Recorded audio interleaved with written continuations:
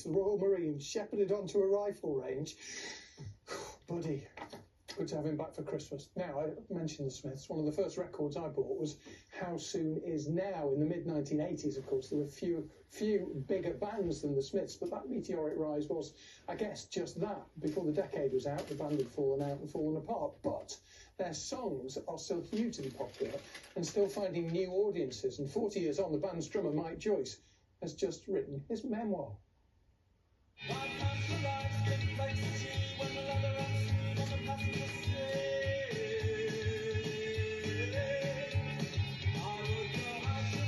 I've been asked so many times, what was it like being in the Smiths?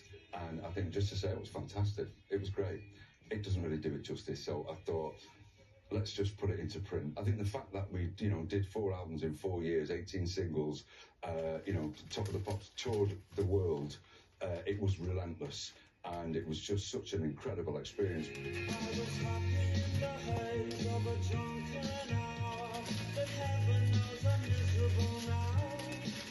Being on Top of the Pops, that's an incredible kind of achievement in itself.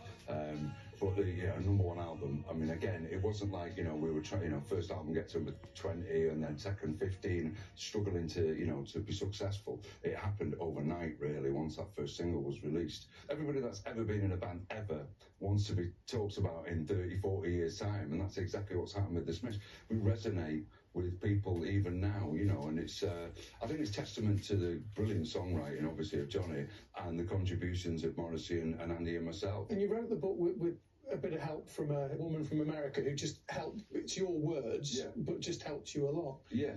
But she didn't know anything about Manchester. So how did you describe the Manchester you grew up in? Well, I was explaining to her about the no-go, like the Northern Quarter, for instance.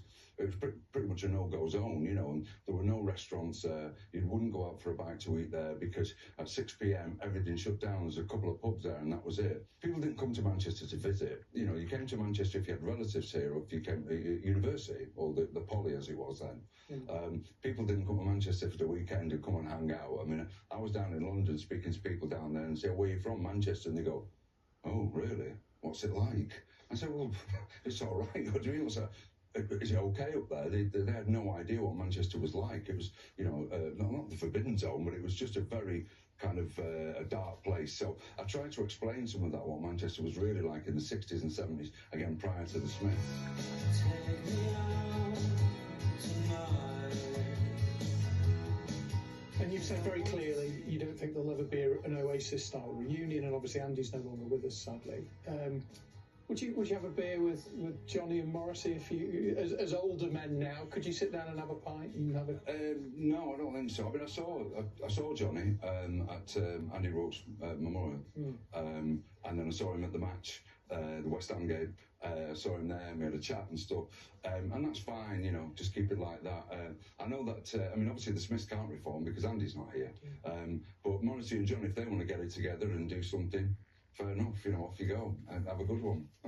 And the book's out just in time for Christmas, Mike. Good timing. It is. Oh, it's a perfect stocking filler.